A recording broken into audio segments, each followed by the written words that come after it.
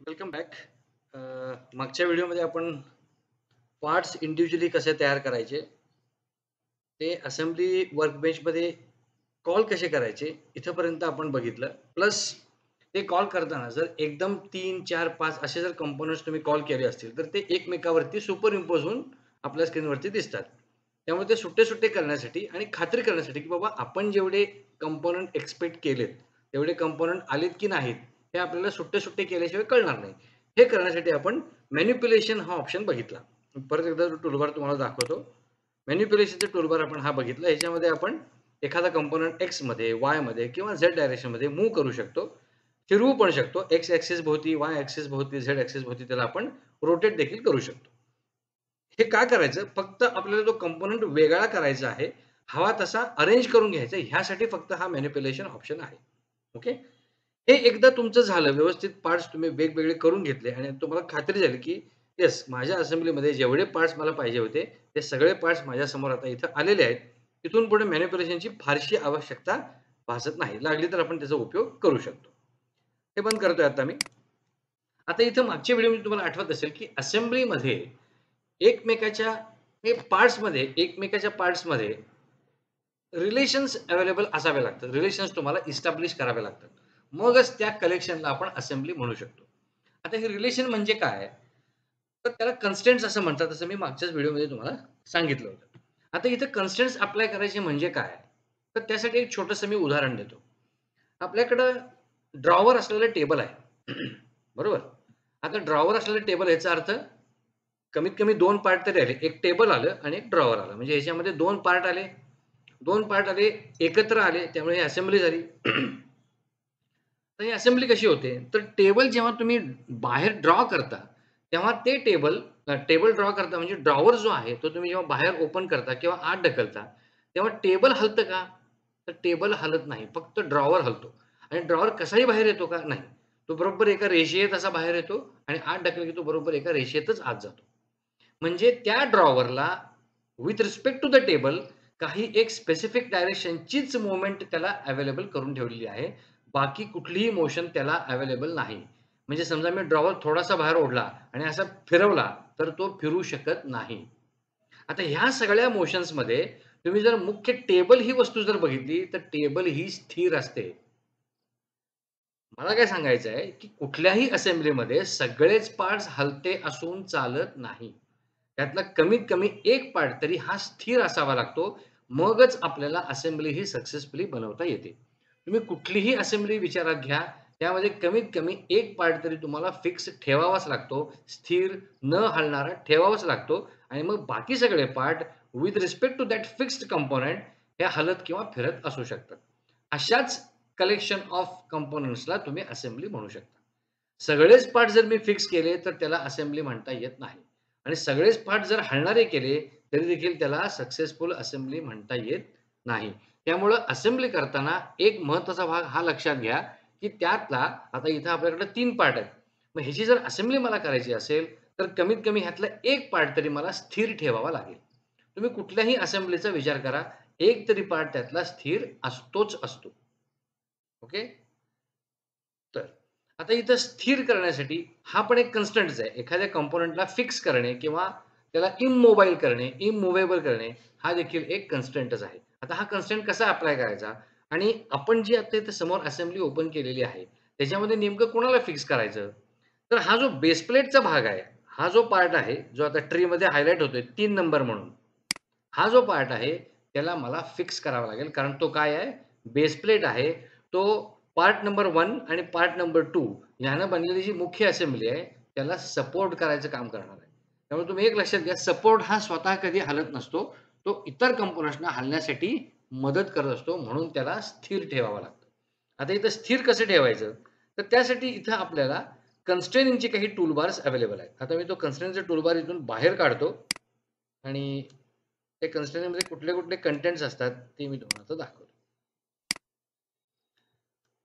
तर आता हा जो दिसतोय, हा तुमचा कन्स्ट्रेनिंगचा टूलबार आहे. याच्यामध्ये विविध कन्स्ट्रेंट्स आहेत, जे तुम्ही ऑब्जेक्टच्या आकारानुसार, ऑब्जेक्टच्या ओरिएंटेशननुसार, ऑब्जेक्टच्या लोकेशननुसार आणि तुम्हाला जसं असेंब्लीमध्ये एक्सपेक्टेड आहे, त्यानुसार तुम्ही त्याला रिक्वायर्ड कन्स्ट्रेंट्स देऊ शकता. ओके.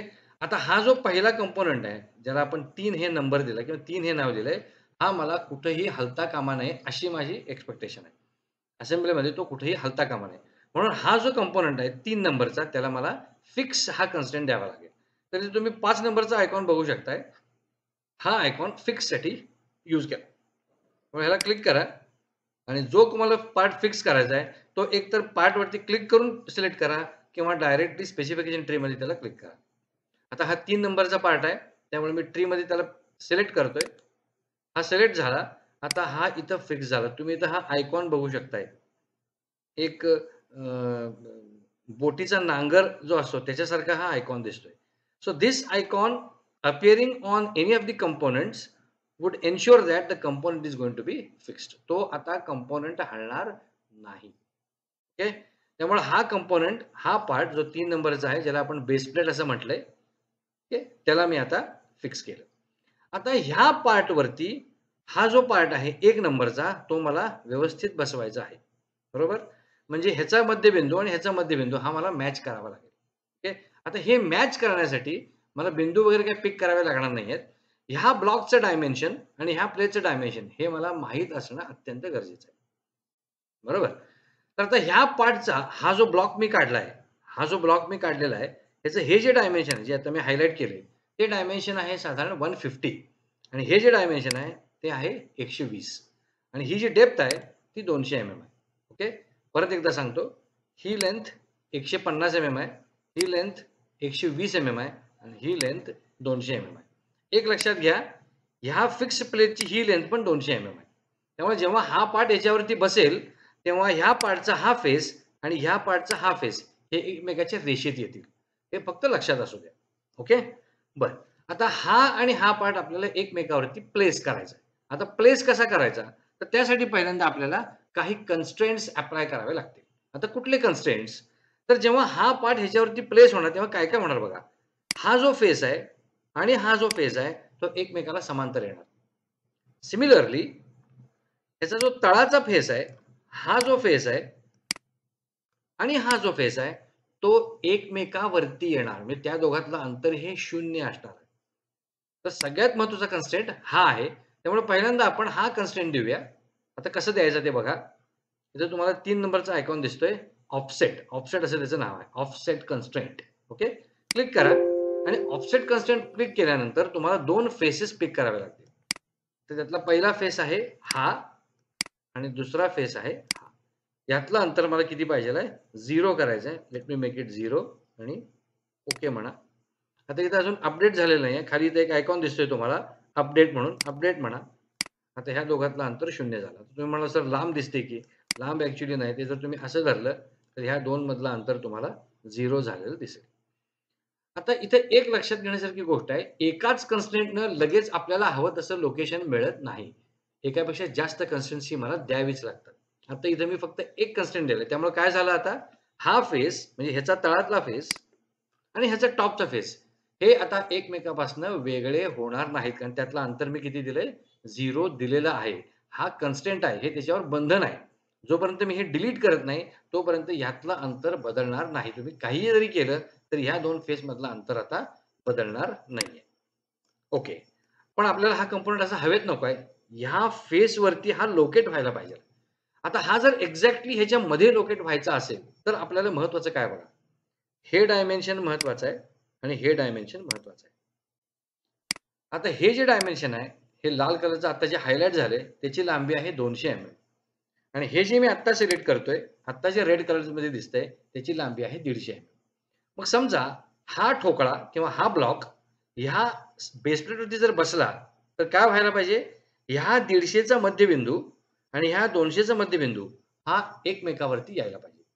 याचा अर्थ काय होतो? असं जर झालं तर काय होणार? हा 150चा पार्ट ह्याच्यावरती आला, तर ह्या साइडला काही अंतर शिल्लक राहील आणि ह्या साइडला देखील काही अंतर शिल्लक राहणार आहे. ते किती असणार आहे? तर 200 वजा 200 वजा 150 म्हणजे एकूण 50 झाले. आता 50 हे 2 भागामध्ये डिव्हाईड होणार. त्यामुळे इकडं 25 राहणार आणि इकडं देखील 25 शिल्लक राहणार. याचा अर्थ काय होतो? हा पार्ट मला जर ह्याच्यावरती बरोबर बसवायचा असेल, तर हा फेस आणि हा फेस ह्याच्यामध्ये आम्हाला 25 चा अंतर ठेवावं लागतं.